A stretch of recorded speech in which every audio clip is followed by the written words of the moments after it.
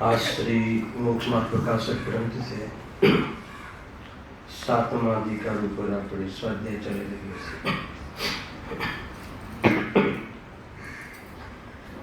गुरुदेव श्री ना प्रवचन में आज कर्ता कर्म अधिकार नो अंतिम चरण, अंतिम पराकाष्ठा बलभलाना अभिमान उतरी जाएगी चर्चा आज जबरदस्त આવી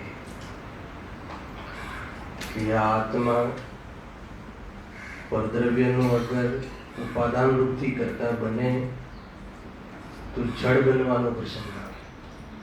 સાંભળીએ, નિત્યમાં તો કોઈ કરતા કરતાની વાત જ નથી, નિત્ય તો સદા કરતા છે, એને તો પૂજ્ય છે। પણ જે પ્રોસેસની વાત કરી કે પરદ્રવ્યનું કરતા, અગર જો પરદ્રવ્યનું કરતા માનો तो व्याप्य व्यापक भावना नियमना सिद्धांतना आधारे एमां मारे व्यापવું પડે। ખ્યાલ व्याप्य व्यापक भाव जे सिद्ध थाय ત્યાં જ કરતા કર્મ લાગે। દ્રવ્ય વ્યાપક पर्याय व्याप्य આ ચાલે ને, व्याप्य व्यापक भाव। अगर जो परद्रव्यने कार्यનું કરતા બનવું હોય तो मारे में व्यापવું पड़े, प्रवेशવું पड़े, એવું થવું પડે, જળ થવું પડે। तो उपादान रूपથી करता माने तो जड़ થવાનો પ્રસંગ આવે। પછી તો और खतरनाक बात કરી ને, નિમિત્ત નિમિત્તિક તરી તો કરતા કહો સાહેબ, પહેલા સામાન્ય સ્વીકાર બી કર્યો, સાંભળી, પછી એમ કરીને શું નુકસાન થાય એ બી બતાવ્યું। હવે કાલ તો और ખુલશે, હે ને। વર્તમાન બે દ્રવ્યની પર્યાયો વચ્ચે નિમિત્ત નિમિત્તિક સંબંધ શાસ્ત્રમાં કયો છે, એની ના નથી, એ સ્વીકાર બી કર્યો। પરંતુ તું નિમિત્ત તરીકે કરતા માનીશ, નિમિત્ત તરીકે જો તારે કરતા બનવું હોય તો શું નુકસાન થશે? એક તો નિત્ય કર્તૃત્વનો પ્રસંગ આવશે। નિત્ય કર્તૃત્વનો પ્રસંગ આવશે એનો અર્થ ખબર છે? હવે આવવાનું છે 111। नित्य कर्तृत्वનો अर्थ ये है कि अगर नित्य कर्तृत्वનો अर्थ સાંભળો, પહેલા કોઈ બી માનો કે આ પ્રવચનની જે વાણી છે ઉપાદાન રૂપથી કરતા હું નથી, ઉપાદાન રૂપથી કરતા તો મારે જડ થવું પડે। આત્મા અને વાણીને કરે એ વાત ખોટી છે, પહેલા તો એ ત્યાંથી લાગે છે સાહેબ। પણ મારો યોગ અને ઉપયોગ આ વાણીમાં નિમિત્ત તો કહેવાય કે ના કહેવાય? આજે વાણી થઈ એનો કરતા એ વાણી વર્ગના, ભાષા વર્ગના, એ પૂદગલનું કાર્ય બધી જ તમારી વાત માની લીધી। એનું ઉપાદાન રૂપથી કરતા એ પૂદગલ દ્રવ્ય અને એ પ્રમાણે એનું સ્વકાલમાં થવું એ બધું જ બરાબર છે। પણ એ સંબંધી મારો યોગ હે ને, એ સંબંધી મારો યોગ, વાણીનો યોગ, વચન યોગ, એ સંબંધી આત્માના પ્રદેશોનું સ્પંદન, એમાં નિમિત્ત બનવું અને મારો ઉપયોગ ત્યાં લાગ્યો ને, મેં લગાવ્યો ને, ખર્ચો કે ના ખર્ચ્યો, तो निमित्त तरीके तो मैंने राखो। तो जो जे निमित्त तरीके राखवा मांगे छे ने, एक भले बोले निमित्त तरीके पण उपादान तरीके ज राखवा मांगे छे। पहला तो छोड़ो एनी बात। कदाचित कोई कहे कि नहीं उपादान तरीके ने निमित्त तरीके ज करता અમે તો માનવા માંગીએ છીએ, તો કે એવું નિમિત્ત તરીકે કરતા બનીને તને શું લાભ છે ને શું નુકસાન છે તને ખ્યાલ છે? એની ચર્ચા થશે। એમાં એક લીટી સિદ્ધાંતિક કહી કે નિત્ય કર્તૃત્વનો પ્રસંગ આવે। એનું થોડું ભાવાસન કરતા કહ્યું કે જ્યારે જ્યારે લોકમાં કાર્ય થશે એ વખતે ત્યારે હાજર રહેવું પડશે, હે ને। હાજરીની વાત અમે માનીએ છીએ, પણ હાજર રહેવાનું તારે એને ઉપાધિ માનતો હોય, એ કર્તવ્ય માનતો હોય તો મોક્ષ માર્ગનો અભાવ થશે. આ હવે આવવાનું છે. માની લો કે મારે બોરીવલી મંડળના જે સાધર્મીઓ છે એના કલ્યાણમાં નિમિત્ત બનવું હોય તો મારે શું કરવું પડશે? અહીંયા રહેવું પડશે.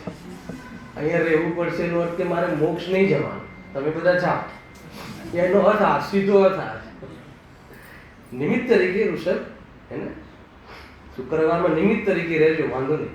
પણ દરેક શુક્રવારે એવા અપ ટુ ડેટ કરી નાખો બોરીવલીના શ્રોતાઓને કે ગુરુદેવસિંહને ત્યાં પહોંચે ને સાથે મોક્ષે જાય. કેટલું મોટું કાર્ય કર્યું તમે, ખ્યાલ આવ્યો શું કહ્યું છું? નિમિત્ત તરીકે કરતા બનવું હોય ને તો બી તમારે હાજર રહેવું પડશે અહીંયા એ કાર્ય થતા વખતે. કે હાજરીને તો નિમિત્ત કરતા કહે છે. હવે હાજરી રાખવાનો અર્થ એ છે કે મોક્ષે આપણે નહીં જવાનું, આપણે નિમિત્ત તરીકે કરતા બન્યા રહેવાનું. એનો અર્થ કે નિત્ય કર્તૃત્વનો પ્રસંગ આવે છે. જે નિમિત્ત તરીકે કરતા બનવા તૈયાર હોય એને મોક્ષનો ભાવ થાય છે. ખ્યાલ આવે કે નહીં? અને જે ઉપાદાન તરીકે જો કરતા બનવા માંગતો હોય તો વસ્તુ નષ્ટ થાય છે. ખ્યાલ આવે? એટલે કે આત્મા અકર્તા છે અર્થાત જ્ઞાતા દ્રષ્ટા. બરાબર મહેન્દ્રભાઈ? જબરદસ્ત આખું વાત બધું સફાઈ કરી નાખી. હે જબરદસ્ત સાહેબ, કેવું પડે એને આપણને તેમ લાગે છે કેટલું સરસ કાર્ય કરું છું. બોરીવલી વાળા બધા માટે તો હું ખરેખર ઉપકારી છું કે નહીં? અર્પિત ખ્યાલમાં આવે છે કે નહીં? અંદરમાં અહંકારમાં, કર્તૃત્વના અહંકારમાં અકર્તા સ્વભાવના દર્શન ચૂકી જાય છે. સાહેબ પોતાનું વહિત કરી નાખે. વાત અકર્તાની કરે અને કરતાપણાનો ભ્રમ પોષે. કહે છે કે એ શુભ ભાવ કહેવો કે અશુભ ભાવ કહેવો, મિથ્યાત્વ સહિતના તમામ શુભ ભાવને અધ્યાત્મ અશુભ કહે છે. આવી ચર્ચાઓ આવી છે અધ્યાત્મમાં. આગમ એને શુભ ભાવ કહે છે કે એનો પ્રકૃતિ અલગ બંધ થાય છે, પરિણામ એ બનતા છે. પરંતુ મિથ્યાત્વ સહિત છે તો એ તો સંસારમાં રખડાવે છે, એ તો આત્માથી દૂર કરે છે. અને આત્માના જાણવાના પ્રસંગમાં શુભ ભાવ મિથ્યાત્વ સહિત હોય તો પણ એને પાપ કહે. આવી રીતે ચર્ચાઓ છે. અને એ આગમમાં બી પાપને તો સૌ પાપ કહે પણ પુણ્યને પણ પાપ કહે છે. એ પાછી અલગ પરિભાષા છે. એને સ્વરૂપથી પતિત કરાવે એ તો છે જ એમાં, પરંતુ બંધનું કારણ છે ને એટલા માટે પાપ. કેટલી બધી વિવક્ષાઓ છે. વિવક્ષાઓ કોઈ બી હોય, સ્વભાવ પર દ્રષ્ટિ જવાનો ઉપયોગ હોવો જોઈએ. બસ જે અપેક્ષાથી કહેવું એ કહો, પણ નિરપેક્ષ થવા માટે કહો. તો અમને કર્તા તરીકે બી માનવા તૈયાર છીએ, પણ કર્તા તરીકે માનવાનો અર્થ દોષ છે એ પ્રમાણે અગર માનવાનું હોય તો બરાબર છે. બધી જ વસ્તુ કોઈ રાગનો કરતા ભલે, પણ રાગનો કરતા છું ને તો કે હા છે ને, પણ એ દોષ છે. દોષ તરીકે માનો તો દોષ તરીકે તો કયું છે જીવવાળી, પણ એને ગુણ તરીકે માને, સ્વામી તરીકે માને, કર્તૃત્વનું ઉપાધિ બુદ્ધિથી માને તો ત્યાં પછી કહે સંસાર વધ્યો થાય. બહુ જોરદાર ચર્ચા છે કર્તા કર્મ અધિકાર, અને એમાં જે બુદ્ધિજીવનું નિરૂપણ ગજબ છે. અહીંયા વ્યવહારાભાસી મિથ્યા દૃષ્ટિનું વિકરણ ચાલે છે. એમાં ચોથા પ્રકારનું જે વ્યવહારાભાસીનું કેરેક્ટર છે ધર્મ બુદ્ધિ ધર્મધારક વ્યવહારાભાસી. મારામાં 225 અને 226 પર આવે છે આપણે પેજ ઉપર. ધર્મ બુદ્ધિથી ધર્મ ધારક, અને જે ધર્મનું ધારણ કરે છે. કયા ધર્મની વાત છે? વ્યવહાર, ધર્માચરણ. ધર્મ સંબંધી જે બાહ્ય આચરણ છે, જે પૂજા પાઠ ભક્તિ સ્વાધ્યાય વ્રત આદિ ગુરુદેવસિંહની ભાષામાં એ બધું બાહ્ય આચરણ છે, એને ધારણ તો કરે છે. એ વ્યવહારનો વિષય છે, એને ધારણ તો કરે છે. એ વ્યવહારથી જેને ધર્મ કહેવામાં આવે છે, જે પરમાત્માથી એને ધારણ તો કરે છે, એને સાધે તો છે હે ને. અને પાછું શાના માટે સાધે છે? ધર્મ માટે સાધે છે. એ કેવું? ધર્મ માટે એટલે મુક્ત થવા માટે, સંસારને મટાડવા માટે, સંસારને નષ્ટ કરવા માટે ધારણ કરે છે. કોઈ કુટુંબમાં જન્મ્યું એટલે ધારણ કરે છે એમ નથી. એને શાસ્ત્રમાં કહ્યું છે એટલે ધારણ કરે છે એમ નથી. શાસ્ત્રમાં કહ્યું છે એવું ધારણ કરે છે, પણ આજ્ઞા પૂરતું જ નહીં, ધર્મ માટે કરે. ધર્મ બુદ્ધિથી એટલે ખ્યાલ આવે. બુદ્ધિપૂર્વક તો ધર્મ માટે કરે, પણ અબુદ્ધિપૂર્વક તો ઘણા ખોટા કામ કરે. એની ચર્ચા એ કરવા દે છે. બુદ્ધિપૂર્વક તો શાના માટે તમે મંદિર આવો? પૈસા માટે આવો છો? માન માટે આવો છો? આ ગુરુદેવના પ્રવચનને શું કામ આવે? બિલકુલ ગુરુદેવને પ્રસન્ન કરવા આવે છે. અવજી ગાંધી જોતા હશે કે મારા શ્રોતાઓ હજુ મને ફોલો કરે છે, એટલે એ ખુશ રહે એટલા માટે શાના માટે આવીએ છીએ? તો કે નહીં, અમે તો આત્મહિત માટે આવીએ છીએ. ત્યાં સુધી તો બરાબર છે, પરંતુ સાંભળવાથી જ આત્મહિત માની લીધું. કે સાંભળવાનું વચ્ચે આવતું નતું વ્યવહાર, પરંતુ એને પરમાર્થ માની લીધું ભાષામાં. આખો ખ્યાલ આવે કે નહીં? તો ત્યાંથી એની દિશા જ બદલાઈ ગઈ. ખોટી દિશામાં જે બદલાઈ, શું જે જૂની હતી ને એ જ દિશામાં આગળ વધે છે. કઈ દિશામાં? હે ને, મોક્ષથી વિમુખ, મોક્ષથી વિરોધમાં, મોક્ષમાં જવા માટેના આયતનો અને બાહ્ય આચરણો, હે, જેમાં નિમિત્ત બને છે, સહચારી બને છે, એ જ આયતનોમાં એકત્વ બુદ્ધિ સંતુષ્ટ થઈ અને મોક્ષની વિરુદ્ધમાં પ્રવર્તન કર્યા છે. હવે આવું જે હોય વ્યક્તિ વ્યવહારાભાસી, આ કેરેક્ટર અભિપ્રાયની ભૂલ છે. કાર્ય તો એ બાહ્યમાં બરાબર છે, એ તો બાહ્યમાં હશે, સ્વરૂપમાં નહીં હોતું, જોવા મળશે. એ રીતે જુઓ હવે. અને એમાં લખ્યું હતું કે મૂળ અઢી લીટી હતી ને, આપણે પહેલા વાંચી ગયા છે, એક પેરેગ્રાફ પણ થઈ ગયું છે. તો એમાં એમ કહ્યું કે ધર્મ બુદ્ધિથી આ બધું સાધે છે અને નિશ્ચય ધર્મને તું જાણતો નથી, એટલે વિતરાગતાને તું એને કોઈ મતલબ જ નથી. રાગની મંદતા કહો કે એને જે અભૂતાર્થ છે, અસત્યાર્થ છે, એ પરમાર્થ નથી, ખરેખર વાસ્તવિક ધર્મ નથી, પણ ધર્મની સાથે હોય છે. બસ એટલું જ એનું શ્રેય છે, હોય છે ધર્મની સાથે. અને એમાં એને શું માની લીધું છે? એ વ્યવહાર રત્નત્રયને મોક્ષ માર્ગ માનીને એને અંગીકાર કરે છે. એમાં સૌથી પહેલા અહીંયા પંડિતજી વ્યવહાર રત્નત્રયમાં જે પહેલું વ્યવહાર સમ્યક દર્શન, એનું અર્થાત સમ્યક દર્શન સંબંધી જે એની ભ્રમણા છે. સમ્યક દર્શનમાં લક્ષણ શું કહ્યું હતું? કે દેવશાસ્ત્ર ગુરુનું સાચું શ્રદ્ધાન અથવા સાચા દેવશાસ્ત્ર ગુરુનું શ્રદ્ધાન અને સાત તત્વોની શ્રદ્ધા. તો એ સાત તત્વો સંબંધી વિકલ્પાત્મક શ્રદ્ધા અને સાચા દેવશાસ્ત્ર ગુરુ, અરહંત મારા દેવ છે, નિર્ગ્રંથ મારા ગુરુ છે, જૈન શાસ્ત્ર મારા શાસ્ત્ર છે, એ સિવાય બીજે ક્યાંય નમતો નથી, બીજા કોઈ શાસ્ત્ર ગુરુ કે દેવની ભક્તિ કરતો નથી. આટલી જ પ્રવૃત્તિ માત્રને એ શું માની લે છે? સમ્યક દર્શન માની લે. આ ભૂલ કરી છે. એના અંતર્ગત જે 226 પર પહેલો પેરેગ્રાફ આપણે થઈ ચૂક્યો છે, સાર કહીને આગળ નીકળ્યું છું. એમાં એમ કહ્યું કે દેવશાસ્ત્ર ગુરુના શ્રદ્ધાનમાં, સાચા દેવશાસ્ત્ર ગુરુનું શ્રદ્ધાની શરત માની લીધી એને. બરાબર છે? એ શરત કહી છે, પણ એ બાહ્ય શરત છે.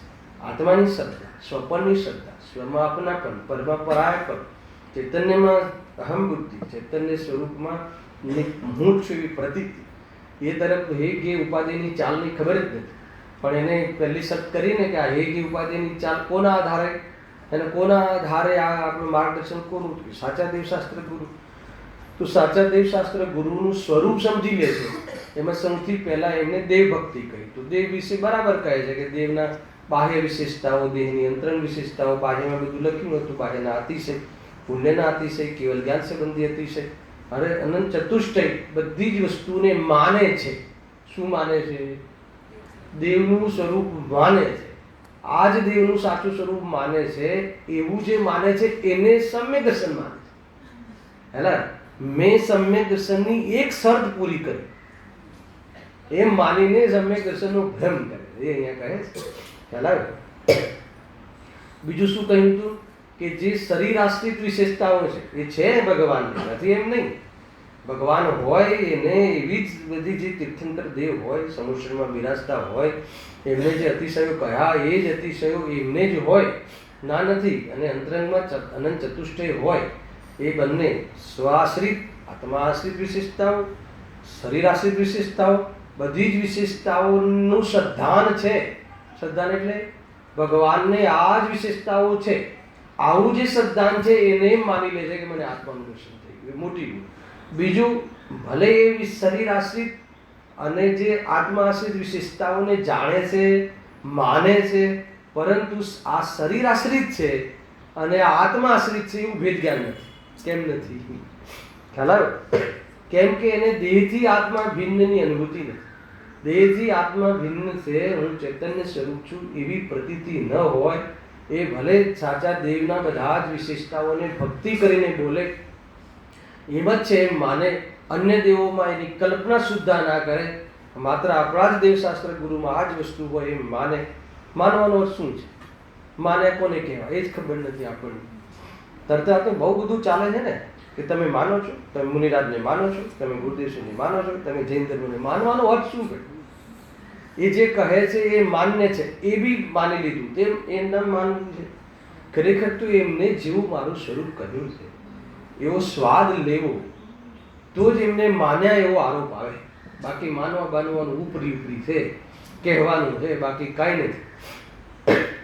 એમને માનવાનો આધાર આત્મા નથી ત્યાં સુધી માન્યા ન કહેવાય. હલાવે કે નહીં, સામાન્ય વાત છે, કૌટુંબિક દ્રષ્ટિ કહેવાય છે. બાકી જૈન તો જે ખરેખર હે ને વાસ્તવમાં કસાયોને મોહને જીતે એ જૈન છે, એ રીતે છે. એ અહીંયા કહ્યું છે પહેલા પેરેગ્રાફમાં આ બધી ચર્ચા થઈ કે જ્યારે એમને ભગવાનના વિશેષ જે બાહ્ય જે ચમત્કારવાળા જે મહિમા જે છે ને વિશેષતાઓની બહુ મહિમા આવે છે, અને જે આત્મા આશ્રિત છે એની ખબર તો છે કે ભાઈ આને આત્મા આશ્રિત કયા છે, પણ એનું મહિમા નથી આવે, એટલે એનું વેદજ્ઞાન નથી. એનું વેદજ્ઞાન નથી એટલા માટે એ બાહ્ય પરિસ્થિતિઓને જ બાહ્યનો જે વ્યવહાર છે, ભગવાનને જે ઉપચારથી ભગવાન પણ છે એમાં એને રસ છે.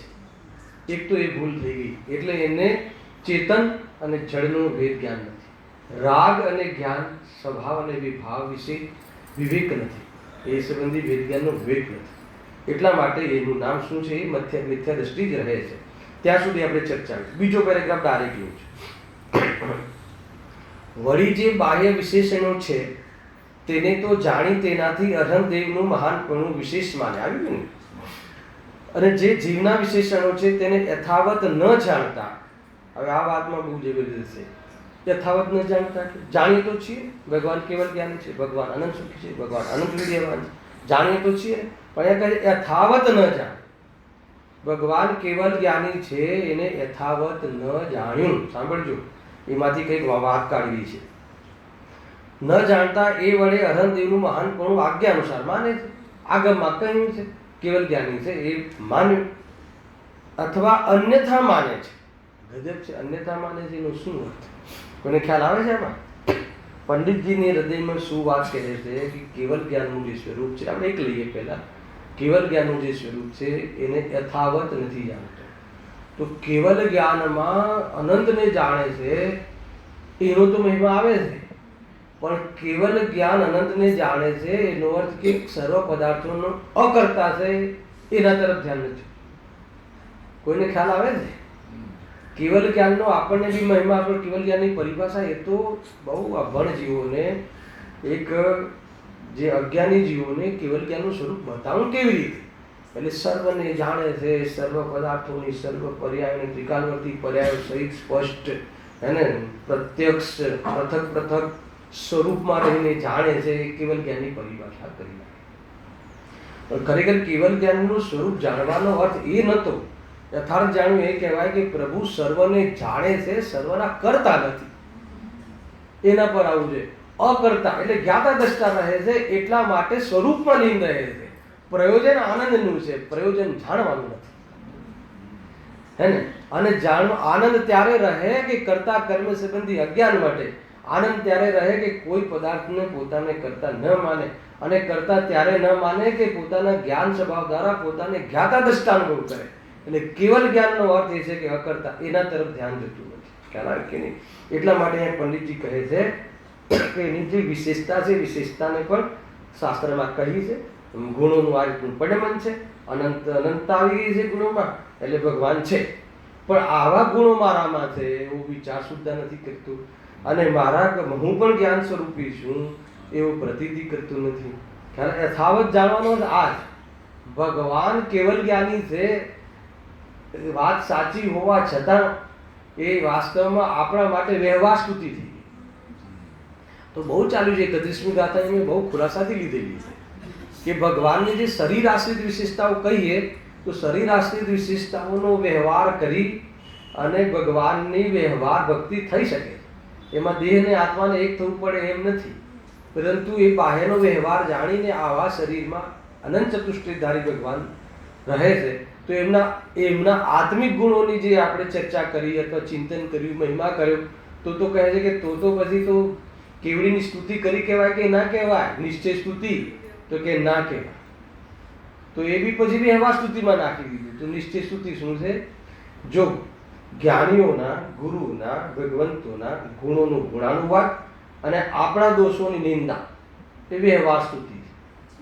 ખ્યાલ આવ્યો કે નહીં? નિશ્ચય સ્તુતિ નથી, પરંતુ એવો ગુણ સ્વયં પ્રગટ કરી અને દોષનો વિભાગ અનુભવ કરે એ નિશ્ચય સ્તુતિ. આવી સ્તુતિ કરે, આવી ભક્તિ કરે તો સાચી ભક્તિ કહેવાય. એ તો એને યથાર્થ જાણ્યું કહેવાય.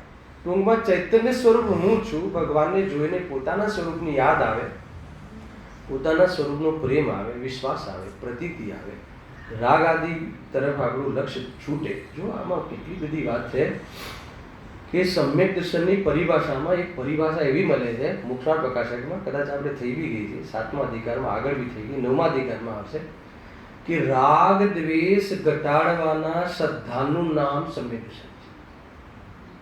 આવી પરિભાષા કરી પંડિતજી. શું કહ્યું? રાગ દ્વેષને ઘટાડવાના શ્રદ્ધાનું નામ સમ્યક દર્શન છે, અને રાગ દ્વેષને ઘટવાનું નામ સમ્યક ચારિત્ર છે. શું કહ્યું? ખ્યાલ આવે કે राग द्वेष ने घटाड़वानु श्रद्धान, राग द्वेष को घटाने के श्रद्धान को सम्यक दर्शन के. ठीक है, बेचारी गुजराती में बोलिए से तकलीफ पड़े थे है ना. અને રાગ દ્વેષ ઘટે મટે એ સમ્યક ચારિત્ર છે. રાગ દ્વેષ ઘટાડવાના શ્રદ્ધાનમાં રાગ દ્વેષ ઘટતા નથી, દ્રષ્ટિ છૂટે, સ્વભાવની દૃષ્ટિ થાય. અસ્થિમાં સ્વભાવની દૃષ્ટિ, નાસ્તિમાં રાગની અરુચિ, સ્વભાવમાં અસ્થિમાં સ્વભાવની રુચિ. આ રીતે છે. અને પછી ચારિત્રનો શું થાય છે? રાગ દ્વેષ ઘટે છે, મટે છે. તો એ રીતે ચારિત્ર આગળ વધે છે. આ રીતનું છે. આ રીતનું તો કાંઈ થતું નથી. ભગવાન કેવલ જ્ઞાની છે, ભગવાન આનંદ સુખી છે. ભગવાન સુખી છે એના આનંદનું નામ સમ્યક જ્ઞાન, સમ્યક દર્શન, સમ્યક ચારિત્ર માને છે, એને આનંદ માને છે. ભગવાન અનંત સુખી છે એનો આપણને આનંદ છે કે દુઃખ છે? કહો પહેલા ઋષભ. ભગવાન અનંત સુખી છે એનો આપણને આનંદ છે કે દુઃખ છે? આનંદ છે. આનંદ તો છે. હવે એ જે આનંદ થયો ને એને આ સુખ મળે છે. ખ્યાલ આવે કે નહીં? તો આ બધું જે બાહ્યનો જે આનંદ છે ને, બાહ્યની જે એને માને છે આજે એવું છે. જો આ વિચાર કરજો. અને જે જીવના વિશેષણો છે તેને યથાવત ન જાણતા, ખ્યાલ આવ્યો ને? યથાવત ન જાણતા એટલે શું? કે એનું સ્વરૂપ ન જાણતા. ભગવાન કેવલ જ્ઞાનમયી છે એનો અર્થ જ અકર્તા. નહીં તો એ ભક્તિ ના બનાવો. સકલ જ્ઞેય જ્ઞાય તદપી નિજાનંદ દૃષ્ટિ. પ્રભુ આપ સર્વને જાણો છો, તો બી આપ મજામાં છો. અને અમે તો થોડુંક જાણીએ છીએ. અરે શરીરમાં આજે કેન્સરનો પ્રવેશ થઈ ગયો છે એટલું જાણ્યું તો અમારું તો દુઃખ ચાલુ થઈ જાય છે. તો પછી ન જાણવું એ ઉપાય છે કે બીજો કઈ ઉપાય છે? ન જાણવું છે એ ઉપાય તો તમે કર્યો નહીં. શું કહ્યું? ન જાણવું એવો તો તમે ઉપાય કર્યો નહીં. ઉપરથી તમે તો થોડું જાણવાના બદલે બધાને જાણવા લાગ્યા. તો પછી ઉપાય કંઈક બીજો છે. હે ને? દુઃખ મટાડવામાં ન જાણવું, જાણવું જ નહીં, એ બાજુ જાણવું જ નહીં, હે ને? એવો ઉપાય કરવો એ ઉપાય ખોટો છે. હલાવી નહીં. તો પછી શું કરવું? રાગ દ્વેષ મટાડવો, અહમ પણ બુદ્ધિ મટાડવી, એકત્વ બુદ્ધિ મટાડવી. એકત્વ બુદ્ધિ મળતા રાગ દ્વેષનો જે જન્મદાતા છે એ મળતા રાગ દ્વેષ મટાડે. અને એમાં સ્વરૂપનો આશ્રય લેવો, સાચા જ્ઞાતા દ્રષ્ટા લેવું. એના પર જ એ લેન્થ પર લેવાનું. યથાવત જાણ ક્યારે કહેવાય? હે ને? કે એના અકર્તા પર ધ્યાન જાય. અરે એમાં બી પ્રભુને કેવલ જ્ઞાન થયું છે, લોકાલોકને જાણે છે, એટલે જાણે છે પણ અકર્તા છે. એ રીતે છે. જ્ઞાતા દ્રષ્ટા છે એનું નામ જ અકર્તા. એમ કહ્યું સર્વવ્યાપક કહ્યું ને. કેવલ જ્ઞાન કેવું છે? સર્વગત છે. આત્મા જ્ઞાન પ્રમાણ છે, જ્ઞાન જ્ઞેય પ્રમાણ છે, જ્ઞેય લોકાલોક પ્રમાણ છે. એટલે જ્ઞાન સર્વવ્યાપક છે. વ્યાપક શબ્દ નાખ્યો. સર્વવ્યાપક છે એટલે સર્વવ્યાપક છે એટલે એવો એક બી પદાર્થ નથી હોતો કે એમના જ્ઞાનને બહાર હેલો. ગેઓની પાસે ગયા વગર, ગેઓને જ્ઞાનમાં લાવ્યા વગર, ગેઓનું ચિંતન કર્યા વગર, એનું લક્ષ્ય કર્યા વગર, સ્વરૂપમાં રહીને સ્વરૂપમાં રહેતા, આનંદમાં રહીને એ જ્ઞાનની એક સમયની પર્યાયમાં પોતાના જ્ઞાનની સ્વચ્છતામાં લોકાલોક ઝલકે એવું કેવલ જ્ઞાનનું સ્વરૂપ છે, કેવલ જ્ઞાનની વિશેષતા છે. એ મેં આ કહી ખ્યાલ આવે ને, આખી આખું સ્વરૂપ છે. તેનાથી શું લાભ થયો? એનાથી એ લાભ થયો કે એમને આવું જાણવાનું સ્વરૂપ જે પ્રગટ થયું છે, જાણવા રૂપે રહે છે. એટલે રહે છે કે રાગદ્વેષ નથી. રાગદ્વેષ હોય તો તમે જાણતા હોવા છતાં જાણવા રૂપે ન રહો, કેમ કે કાંઈ ને કાંઈ એમાં હસ્તક્ષેપ કરવાનો ભાવ આવે. એટલે રાગદ્વેષ મટાડવું, હવે એ બતાવી તો કેવી રીતે મટાડવું, આગળ આવશે. એવી રીતે છે. જો તેને યથાવત ન જાણતા એ વડે અનંત દેવનું મહાનપણું આજ્ઞા અનુસાર માને છે અથવા અન્ય માને છે. જો જીવના યથાવત વિશેષણો જાણે, યથાવત જાણે એટલે શું? હવે યથાવત જાણે એટલે જીવ આગમમાં છે એવું જાણવાનું નામ યથાવત નથી. એ તો ઉપચારથી યથાવત કહે. યથાવત એટલે શું? પોતાને ઇન્વોલ્વ કરીને જાણે, પોતાને એવો જાણે, જેવું સ્વરૂપ કહ્યું છે, જેવું કેવલી ભગવાન પોતાના સ્વરૂપને અનુભવે છે એવું પોતાના સ્વરૂપને અનુભવવાનું નામ કેવલીને યથાવત જાણ. જાણવાનો જાણ એટલે શ્રદ્ધા. એ તો ગુરુદેવસિંહ લે છે ને, જાણ એટલે જાણ નહીં, જાણ એટલે માન. હલાવે કે નહીં? અહીંયા જે જાણ કહ્યું હોય ને એનો અર્થ માન. ગજબ છે. જાણવાની મુખ્યતાથી કથન છે, પણ એમાં અભિપ્રાય માનવાનો ઉપદેશ છે. માન એટલે શ્રદ્ધા. હા, એ જ જ્ઞાન સાચું જ્ઞાન છે. શ્રદ્ધા ના પોસાય તો એ જ્ઞાન જ નથી. ઇન્દ્રિય જ્ઞાન છે, બહિર જ્ઞાન છે, શાસ્ત્ર જ્ઞાન છે, સૂક્ષ્મ જ્ઞાન છે, ગાઢું જ્ઞાન છે, ક્ષણિક જ્ઞાન છે, અધ્રુ જ્ઞાન છે તો જ્ઞાન, પણ એ જ્ઞાન કાર્યકારી નથી, એટલે અમે એને જ્ઞાન કહેતા નથી. બહુ બધી પરિભાષા ખ્યાલ આવે કે થોડું ફાસ્ટ જાય છે. હવે કેટલી વાર કહ્યું છે આ તો, હવે તો શું આમાં ખાસ શું હોય? જો જીવના યથાર્થ વિશેષણો જાણે તો મિથ્યા દ્રષ્ટિ રહી. હવે સાંભળો, બહુ જોરદાર. જેટલા ઉપચાર કથન છે ને, તો ઉપચાર કથનમાં ઉપચાર નથી માનતો, પરમાત્મા છે. જો અહીંયા શું કહે છે? વળી જો અરહંતોને સ્વર્ગ, મોક્ષદાતા, દીનદયાળ, અધમોદ્ધારક અને પતિત પાવન માને છે, તેમાં શું ખોટું કરે? આપણે નથી ભાષાઓ છે ને, પ્રભુ પતિત પાવન મેં અપાવન. પતિત પાવન છે કે નહીં? હે ને? જે અશુદ્ધતાથી દૂર રાખવાવાળા, અધમોદ્ધારક, હે ને? અધમ નીચતાથી રહિત કરાવવાવાળા, છે પાપોથી બચાવવાળા, એવું કહીએ છીએ ને. પ્રભુ આપ તો મોક્ષદાતા છો, દીનદયાળ છો. તો આ બધી પરિભાષાઓ તો જ્ઞાનીઓ પણ કહે છે, સમજવાનું શું કહું છું, પણ એ ઉપચાર છે ને એ ખરેખર માને છે. એટલો મોટો અંતર છે. અરે જ્ઞાનીની ભાષા તો એટલી રાગની ભાષા, જ્ઞાની રાગની ભાષા તો એવી છે કે જાણે એમ લાગે કે જ્ઞાની જ નથી. એટલી ભક્તિ છે ને. અહો અહો શું છે? અહો અહો શ્રી સદગુરુ કરુણા સિંધુ અપાર. પછી પામર પર પ્રભુ કરો અહો અહો ઉપકાર. હવે સાંભળો. શું ચરણ પ્રભુ કને ધરું આત્માથી સૌહીન. અર્થ ખ્યાલ આવે? પ્રભુ તમે એટલો ઉપકાર કર્યો છે, કને ધરું એટલે શું ધરું? તમારા ચરણમાં એવું તો શું ધરું કે જે પણ ચીજો છે એ બધું આત્માથી સૌ હીન છે. આત્મા તમારા ચરણમાં ધરી શકું, પણ તે તો પ્રભુએ આપ્યો વર્તું છે. પ્રભુ કઈ તમે, એ તો તમે જ આપ્યો છે. મને આપ્યો છે કે બતાવ્યો છે? અચ્છા, આ કોણે લખી છે? ભક્તિ જ્ઞાની લખી છે. અને જ્ઞાની શું કહે છે? પ્રભુ તમે મને આત્મા આપ્યો. રાગ આવું બોલે, પણ રાગ જેવું બોલે એવું નહીં સમજવાનું. એનું નામ સમ્યક શ્રદ્ધા. રાગ તો એમ જ બોલશે ને. મને બતાવ્યો એ તો વ્યાજબી છે, પણ પ્રભુ આપ્યો એ તો બિલકુલ વ્યાજબી નથી. કેવી રીતે આપી શકે કોઈ? આત્મા આપી શકે આપણને? મતલબ કે આપ્યો એનો અર્થ એ છે કે પ્રભુ તમે બતાવ્યો અને મેં પ્રાપ્ત કર્યો, એને આપ્યો કહેવાય. પણ કોઈ કોઈને આપે નહીં એવી વ્યવસ્થા છે.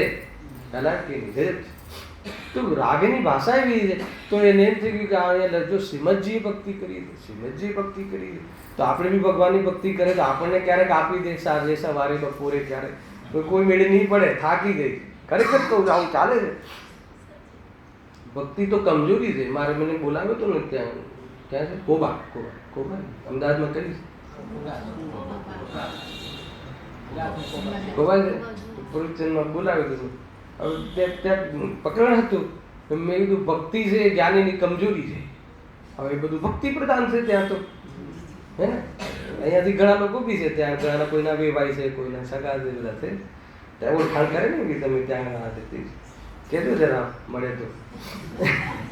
હું તો કહીને આવી જ છું.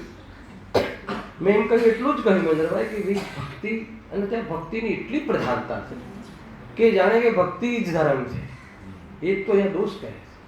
ભક્તિ દોષ નથી, ભક્તિ મિથ્યાત્વ નથી, ભક્તિ તો ચારિત્રનો દોષ છે, ભક્તિ ચારિત્રનો મળ છે, ભક્તિ વિકાર છે, પણ ભક્તિ મિથ્યાત્વ નથી. પણ ભક્તિને શક્તિ માનવી, એ તો જ્યારે સ્વરૂપમાં ન રહેવાય ત્યારે ભગવાન યાદ આવે છે. ભગવાન યાદ આવવું એ તો કમજોરી છે બાપુ. ભગવાનનું યાદ આવવું એ ભગવાન આત્માને છોડીને ભગવાન યાદ આવવું એની વાત છે. નહીં તો તમે કોઈ આ સારું કીધું ભગવાનને યાદ કરવાનું. દુકાનને યાદ કરીને ભગવાનને છોડી દેવું, યાદે ના કરવું, એ તો ગયો. આ તો ભગવાન આત્માને છોડી, ભગવાન આત્માથી હટીને, ભગવાન આત્માથી ઉપયોગ હટાવીને જ્યારે ભગવાનની પાસે આવવું પડે છે, એ જ્ઞાનીઓને કઠિન લાગે છે. હલાવી નહીં, એનું નામ ભક્તિ છે. કઠિન લાગે તો હે બુદ્ધિ, અને આવું ગમે તો ઉપાધિ બુદ્ધિ. તો કહે છે કે તારી ભક્તિ જ સાચી. હવે આપણે ક્યાં છીએ એ બધું અભિપ્રાયથી નક્કી કરવાનું છે. ભક્તિમાં તો બધા દેખાય છે, પણ ભક્તિમાં એને કમજોરી લાગે છે, ભક્તિમાં આપણને આનંદ પડે છે. આપણે ભક્તિમાં આનંદ કરીને ગુરુદેવશ્રીની ભક્તિ કહું થોડું ખરાબ લાગશે? મારે આ ભક્તિ કરવાની, મારે આ કરીશ, હું આ કરીશ, હું આ ભક્તિ બધાને કહ્યું હતું ને કે એકબીજા. હવે આ ભક્તિ કરી, ભક્તિ કરી એનો બી વાંધો નથી, પણ એ ભક્તિ કરીને સંતોષ થઈ ગયો કે આપણે ગુરુદેવને, હે ને, વાસ્તવમાં શું કર્યું, ગુરુદેવને શું કરી શકતા હતા, શું કરી શકતા? એ ભક્તિ કરવાથી રીઝે વાજી.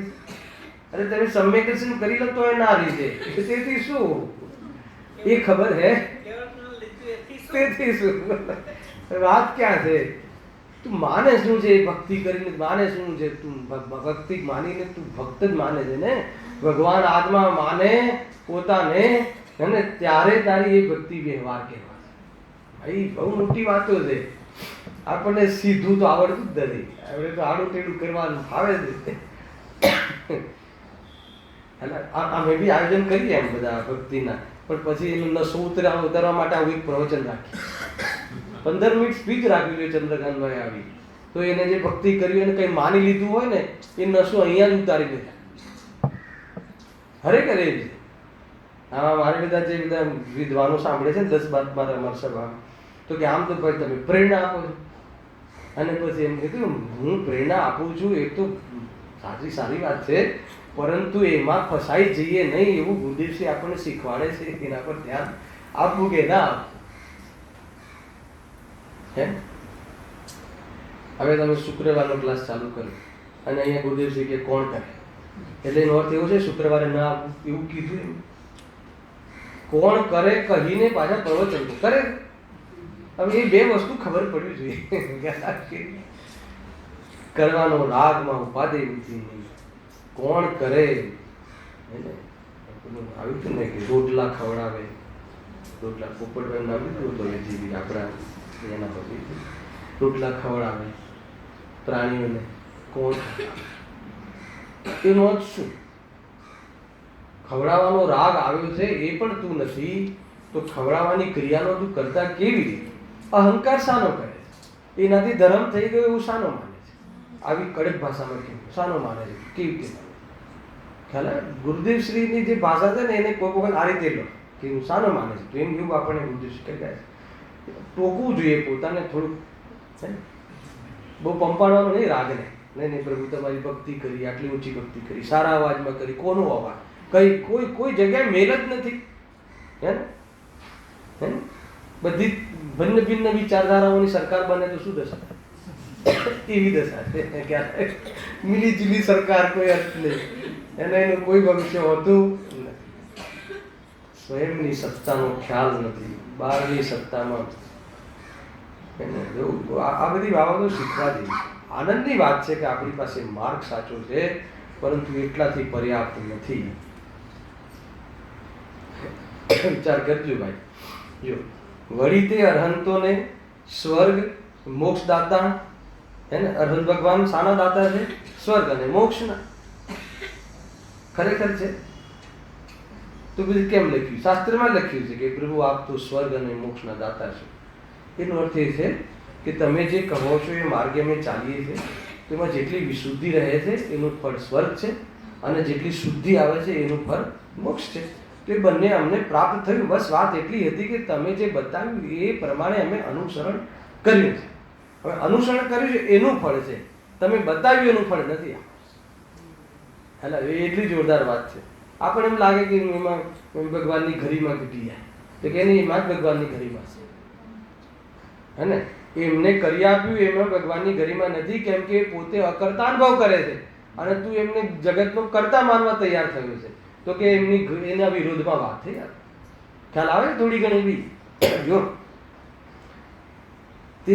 તે તો જેમ અન્ય મતીઓ કર્તૃત્વ બુદ્ધિથી ઈશ્વરને માને છે, હે ને, તેમ આ પણ અરહંતને માને છે, પણ એમ નથી જાણતો. જો સિદ્ધાંત બતાવ્યો, ફળ તો પોતાના પરિણામોનું લાગે છે, તેને અરહંત તો નિમિત્ત માત્ર છે.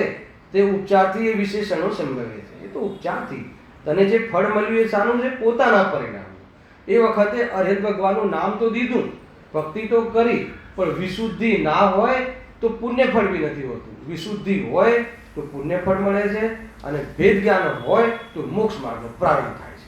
એમાં ભગવાનનું કોઈ યોગદાન નથી.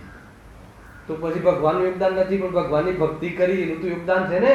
તો એ ભગવાનની ભક્તિ કરી એનું યોગદાન સ્વર્ગ છે.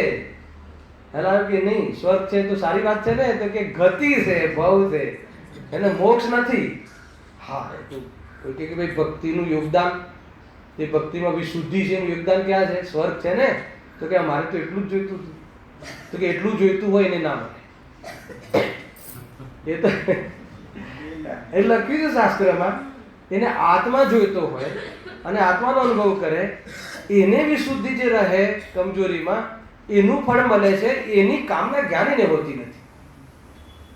કામના હોતી નથી, કાર્ય તો હોય છે. ભક્તિનું કાર્ય જ્ઞાનીને હોય છે, પણ ભક્તિમાં કામના હોતી નથી.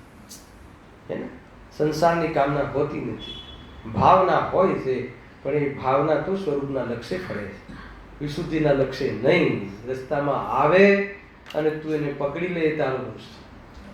બહુ સ્પષ્ટ છે આમાં કઈ. અને આ જે શૈલી છે ને, એમાં આપણને તકલીફ નહીં પડે. થોડી નિશ્ચયાવાસની શૈલીમાં તકલીફ પડતી છે કે ત્યાં આપણે એવું લાગતું હતું કે અહીંયા શુભ ભાવનું સમર્થન છે. અહીંયા તો શુભ ભાવને ઉડાવવાનું તો આપણે બી એટલા વર્ષથી સાંભળીએ જ છીએ, પણ અહીંયા શુભ ભાવને નથી ઉડાવ્યો ભાઈ. અહીંયા શુભ ભાવની દ્રષ્ટિને ઉડાવી છે. અને શુભ ભાવને ઉડાવવાવાળો તું કોણ? અને શુભ ભાવનું કરવા વાળો તું કોણ? શુભ ભાવનું જાણવા વાળો અને શુભ ભાવના આ ભાવનો જાણવા વાળો.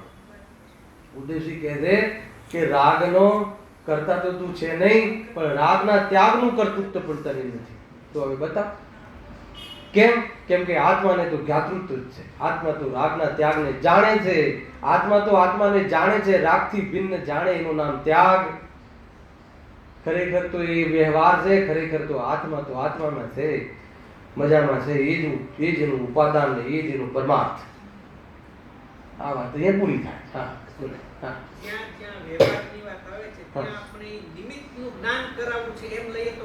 હા, બરાબર છે. નિમિત્તનું જ્ઞાન કરાવવું છે. હવે નિમિત્તનું જ્ઞાન કરાવવું છે, એનું પેટ ખોલવું પડે. એ બહુ મોટી વાત છે. નિમિત્તનું જ્ઞાન કરાવવું છે એટલે કે પહેલા એ સ્વીકાર કરવો પડે કે આટલી વિતરાગતા સાથે આટલો રાગ હોય છે. એ સ્વીકાર કરવો પડે. અને આ રાગ છે, સ્વરૂપ નથી, એવી સ્વીકાર કરવો પડે. અને જ્યારે સ્વરૂપમાં નથી જવાતું તો બીજે ક્યાં હોય? આ બધું થઈને એનું નામ જ્ઞાન. પણ એક વાર બી એને પોતાના સ્વભાવમાં મિલાવીને ચિંતન કરે ને અનુભવ કરે. આ રીતનું છે. આગળ આવવા વાળું છે. આમાં જ છે. આમાં આખી આપાના પંચાસ્તિકાની ગાથા ગીરાચાર્ય દેવી કાલે આવી રહી છે. આ જ વાતના સમર્થન માટે એક આખી ગાથા મૂકી. પંચાસ્તિકાની ગાથા છે. 136 નંબરની વાત. વિસ્તારથી વાંચ્યું એટલે ઘરે વાંચજો, એટલું જોરદાર વાંચજો. હવે શું કહે છે? હવે ઓર વાત જો એની વાત. ઘણી વાર એવું લાગે કે ધર્મ બુદ્ધિથી કરે છે, પણ ધર્મ બુદ્ધિથી તો બુદ્ધિપૂર્વક ધર્મ માટે કરે છે, પણ અંદરમાં જે એની વાસના છે ને એને જ પોષે છે. બધું સાંસારિક પ્રયોજનને જ કરે છે. એવી વાત અહીંયા લઈ આવે. કારણ કે અંદરમાં મીઠાશ તો વાસ્તવમાં ભોગોની છે. આત્માની મીઠાશ, વિતરાગતાની મીઠાશ, વિતરાગતાનું લક્ષ ના હોય, ભલે એને વિતરાગતાનું, ભલે એ બાહ્યમાં વિતરાગીઓ પાસે રહેતો હોય, પરંતુ વિતરાગતાનું લક્ષ્ય ના હોય તો નિયમથી ઊંડે પણ એને ભોગવવાની જ મીઠાશ છે એ વાત પ્રૂવ કરે. બતાવું તમને, થોડું પ્રયોગ કરીને બતાવું. માન લો કે આપણને ખરેખર એ આવી છે જીવનમાં. એક વાર બી એવું ના કહે કે પ્રભુ મારો ધંધો સારો ચાલુ, ક્યારે ના કહે, મરી જઈએ તો બી ના કહે. એટલી જ રડતા તો એ બેઠેલા દરેક, પ્રભુ આ રોગ મટી જજો, એવું ક્યારે બી આપણે પ્રાર્થના ના કરીએ. બરાબર? પ્રભુ મને આ દેહથી ભિન્ન આત્મા છે એને એ વાત મને ખબર પડી જાય એવી ભાવના કરું. ભાવના તો એવી કરી. બરાબર છે? અને સાત તત્વનું ચિંતન કરીએ, ભક્તિ કરીએ, ખબર પડી જાય કે ભાઈ રોગ આવ્યો છે તો એ દિવસે પૂજા બી રેગ્યુલર થઈ જાય, બધું રેગ્યુલર થઈ જાય. બરાબર છે? આ સાચી વાત છે. ચાલો અમારા લાડમાં આવે ને બધા શ્રોતાઓ, અમારે રિલેટિવ છે, એમને કંઈક આવ્યું હશે એવું ડિસીઝ કે ભાઈ હવે તમારું બ્લોક છે, તો એ વખતે જબરદસ્ત રેગ્યુલર થઈ ગયા સ્વાધ્યાય પૂજનમાં, અને બ્લોક છે એનું સમાધાન થઈ ગયું. પછી ઘાટ થઈ ગઈ. ના ખ્યાલ આવે તમને? આવું બધું બહુ થતું. હાસ્યાસ્પદ છે. પરમાર્થની દ્રષ્ટિ વગર, પરમાર્થના ધ્યેય વગર કરવામાં આવવા વાળો વ્યવહાર હાસ્યાસ્પદ છે. હવે આપણી વાત કરતા હતા ને કે માનો કે આપણને નો ડાઉટ આપણે એ બુદ્ધિપૂર્વક તો ધર્મ માટે કરીએ, હવે આત્માની રુચિ કેળવતા નથી અથવા એ તરફ ધ્યાન નથી, એટલે અહીંયા જ ફસાયેલા છે. તો આપણને ઊંડે બી આપણું બરાબર માનવા કે કોઈ ઉદય બદલાતો રહે ને, કેમ કે સંક્રમણ, અપકર્ષણ, ઉત્કર્ષણ બધું જ છે એમ. જ્યાં વિશુદ્ધિ થાય ત્યાં બદલાતું હોય છે, એટલે સમાચારો બદલાતા રહે. તો અંદરમાં ગમે છે કે નથી ગમે? હવે ગમે છે ત્યારે પ્રભુ તમારો ઘણો ઉપકાર એવું એકવાર આવે છે કે નહીં? તો ઉપકાર, ભગવાનનો ઉપકાર સમ્યક દર્શનમાં નિમિત્ત હોય કે ભગવાનનો ઉપકાર બાહ્ય અનુકૂળતામાં આવ્યો કે ઊંડે મીઠાશ છે. આપણને એવું લાગે છે કે નહીં, જ્યારથી સોનગઢ ગયો છું ત્યારથી મારે બધું બરાબર ચાલે છે. હે ને? ગુરુદેવશ્રીના પગલાં થયા છે પછી તો મારું જીવન બદલાયું. શું બદલાયું? મિથ્યા તો પલટાઈ ગયું. તો હવે શું બદલાઈ ગયું બતા? ખરેખર કેવું કે જે મને ગુરુદેવશ્રીના સાથેના સંપર્કનો પરિચય આજ સુધી, અમારે ત્યાં ગુરુદેવના પગલાં થયા છે. બહુ સારા, આનંદની વાત. પણ પછી બીજું વાક્ય, ગુરુદેવના પગલાં થયા છે ત્યારથી જીવન બદલાય. હવે એનો અર્થ કરો. જીવન બદલાયું, સોચ બદલાઈ ગઈ, અભિપ્રાય બદલાઈ ગયો. તો કેમ ના? એમ નહીં, બધું બદલાઈ ગયું એટલે શું? ખ્યાલ આવી ગયો તમને? નથી કે અંદર મીઠાશ છે, અંદર ઊંડે મીઠાશ. એના વગર તો જીવ અટક્યો જ ના. હવે શું કરવું? ઊંડે મીઠાશ છે એનું જ્ઞાન તો કરવું. હે ને? ફેર વિચાર કરવો, ફેર પ્રયોગ કરવો, વારંવાર પ્રયોગ કરવો, પોતાના જ્ઞાનને, વેદ જ્ઞાનનો સબ્જેક્ટ આપવો, એ અંદરની મીઠાશ ખતમ થઈ જશે. બીજો ત્રીજો ચોથો ઉપાય નથી. કોઈ બાહ્યમાં પ્રવૃત્તિમાં લાગી જાય કે કોઈ બાહ્યમાં આચરણમાં આ છોડીને આચરણમાં લાગી જાય. અરે જેટલું અપેક્ષિત છે આપણે ગ્રસ્ત જીવનમાં એટલું આચરણ પર્યાપ્ત છે સમ્યક દર્શનમાં. હે ને? ચોથા ગુણસ્થાને કે નીચલા ગુણસ્થાનોમાં ઉપરના ગુણસ્થાનોનું આચરણ કરવા કરે, આગ્રહ રાખે તો કહે છે કે એને બોજો લાગશે. આ કહે હું કોઈ આચરણનો દુશ્મન નથી. તમને એવું લાગતું હશે કે જ્યારે વ્યવહારા પાસે મિથ્યા દૃષ્ટિનું વર્ણન કરો છો ત્યારે અમને એવું લાગે છે તમે આચરણના દુશ્મન છો, અને જ્યારે નિશ્ચયવાસીનું વર્ણન લો છો ત્યારે એવું લાગે છે કે તમને આચરણનો મહિમા છે. અરે તને સમજતા જ ના આવ્યું ત્યારે. એટલે હું દર વખતે કહેતો કે અહીંયા તમને એવું ના લાગવું જોઈએ કે આચરણનું સમર્થન છે. હે ને? એ જીવને પાપમાં લાગી જાય છે એટલે કહે છે કે તું એને વિકલ્પ માનીને છોડી દે છે તો પછી તું નિર્વિકલ્પ તો થયો નહીં. તો જ્યારે વિકલ્પનો પ્રસંગ આવે, જ્યારે રાગનો પ્રસંગ આવે તો વિતરાગતાના રાગને ઉપાધિ કહ્યું છે. અરે વિતરાગતાનો વિચાર કરો ઉપાધિ એટલે બુદ્ધિની વાત નથી. ત્યાં બધી જ વસ્તુઓ સ્પષ્ટ છે. માનો કે મારે વાત કરવાનો જ્યારે ભાવ આવે, પહેલા તો વાત કરવાનો મતલબ જ નથી, પણ વાત કરવાનો પ્રસંગ આવે તો હું આત્માની વાત કરીશ, એ સિવાય નહીં કરું. ખ્યાલ આવે કે નહીં? આ આખું પ્રયોજન આવે છે. આ જીવ નથી સેવા. પોતાના પરિણામ શુદ્ધ થયા વિના અરહંત પણ સ્વર્ગ મોક્ષાદિના દાતા નથી. આવી ગયું ને? તો પછી હરેન્દ્ર ભગવાન મોક્ષ અને સ્વર્ગના દાતા જ ક્યાં ઠર્યા? દાતા તો શુદ્ધ ભાવ ઠર્યો. તો શુદ્ધ ભાવ ઠર્યો તો એ શુદ્ધ ભાવમાં રોલ કેટલો હતો દેવશાસ્ત્ર ગુરુનો? માર્ગદર્શન જેટલો. તે કર્તા બનાવી દીધા, હાલાકી કે તે માલિક બનાવી દીધા. ભલે તારો રાગ આવી ગયો તો હે પ્રભુ દીન દયાળ તમારાથી મારો સંસાર મટ્યો છે, એ રાગ બોલે છે, જ્ઞાન નથી બોલતું. હે ને? એ તો રાગની ભાષા એવી છે, અને રાગની ભાષા દાસત્વની જ હોય અને એ જ શોભે. હે ને? ભગવાન હું પણ ભગવાન અને તું પણ ભગવાન, એ મંદિરમાં કરવાની ભક્તિ નથી, એ વાસ્તવમાં પોતાનામાં બેસીને કરવાની ભક્તિ છે. ભગવાનના આગળ તો પ્રભુ હું દાસાનું દાસ, ઉદ્દેશ દાસાનું દાસ, પ્રભુ આપ, એ રીતે જ ત્યાં ભગવાનના આગળ એમ નહીં તમે કંઈ કરતા નથી, એનું હું તો તમે તો કરતા છો ને એવું એવી ભાષા નથી. એ શ્રદ્ધાની જેટલી વાતો છે ને અનુભવ કરવાની છે, અને જેટલી વાત કથનમાં છે ને વ્યવહારની એ કથનમાં આવે. આપણે આ લાસ્ટ ટાઈમ મેં વાત કરીએ કથનની વાત, જે કથન કરવાની વાત તો શ્રદ્ધામાં લઈએ છીએ આપણે, અને શ્રદ્ધાની વાત કથનમાં લાગીએ છીએ, એટલે જીવ અટક્યો છે. આ મહેન્દ્રભાઈ જો વિચાર કરવા સૌ એ તો ગુરુદેવ નિરૂપણ કરે છે કોણ કરે. હે ને? માન લો કે કોઈ આપણને સલાહ આપે કે ભાઈ દેવ દર્શનમાં આવો, સ્વાધ્યાયમાં આદિ આવો, તો કોણ કરે એ નહીં કહેતા. કોણ કરે, કોણ કરી શકે, ખરેખર તો આત્મા જ્ઞાન કરી શકે એ વખતે શ્રદ્ધાનો વિષય લ્યો. હા સાહેબ, કાલથી હું ટાઈમસર આવીશ, ભાષા બહાર નહીં હોય. હલાવે કેમ? આપણે શું કરીએ છીએ? ભાષામાં કોણ કરે એટલે થઈ ગયો હું જ્ઞાની, અને અંદરમાં હલાવે કે નહીં મારી નોટિસ થાય છે કે મને આમંત્રણ મળ્યું છે, તો અંદરમાં તો એનો મહિમા છે, શ્રદ્ધામાં તો વ્યવહારનો મહિમા છે, અને કથનમાં તો પરમાત્મા કરે છે. આ સૌથી મિથ્યાત્વનું પ્રદર્શન છે. હલાવે હવે માનો કે તમે મને ઓળખાણ કરાવો કે આ મારો ભાઈ છે, અહીંયા પ્રવચનથી કોઈ કોઈનું હોતું નથી, કોઈ કોઈનો ભાઈ હોતું નથી, આત્માને ભાઈ હોતું નથી, પણ એ સાંભળીને હું તમારા ઘરે આવ્યો, તમે કહ્યું કે ભાઈ આ મારો ભાઈ છે, હું શું કહીશ? તેમ કહીશ કોણ ભાઈ હોતો નથી? આ બહુ બને. અરે ભાઈ ભાઈ હોતો નથી એ જ વખતે શ્રદ્ધા, એ જ વખતે શ્રદ્ધાનો વિષય છે. એ જ વખતે તમે જ્યારે કહી રહ્યા છો ને આ મારો ભાઈ છે, ત્યારે તમે એ જ વખતે કે ભાઈ કોઈનો હોતો નથી, આ ભગવાનને હું બી ભગવાન એવી બોલ વગર વિચારે, એવું તમને ફિલિંગમાં રહે, એવું તમને એ સંબંધીનું લક્ષ્ય રહે, ખ્યાલ આવે કે નહીં એ વાસ્તવ અનુભવની વાત છે, અને આ તો તમારો આ ઉપચાર છે.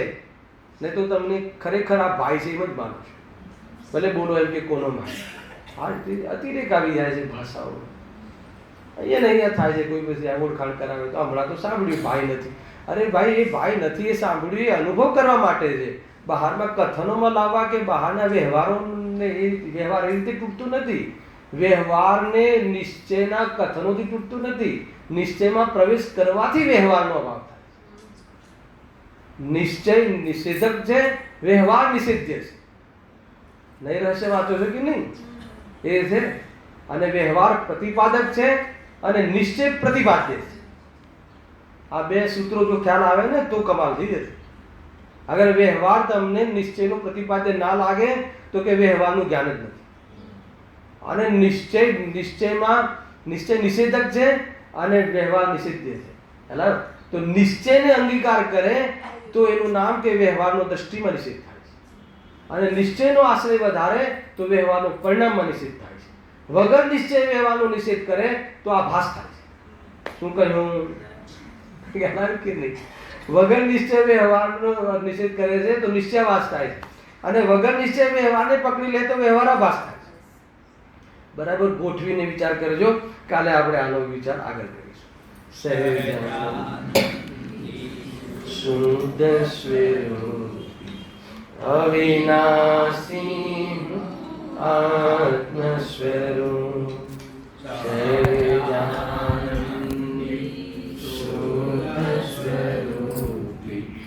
અવિનાશી